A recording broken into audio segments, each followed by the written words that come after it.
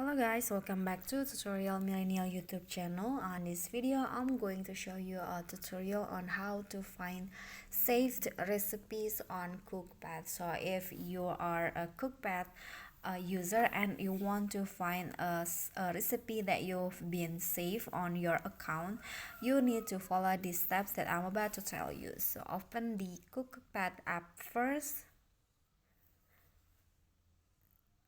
Okay, so here is the home page. You just need to go to your profile by clicking your photo at the bottom, and then here you can see these are the save recipe or the recipes that you've been saved on your account, and you can use it or read it at another time. So this is the list, just like that. It's so easy and I think you can follow it right away.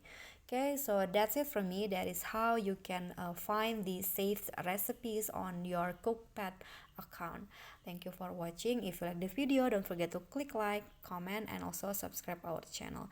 See you on the next video. Bye bye.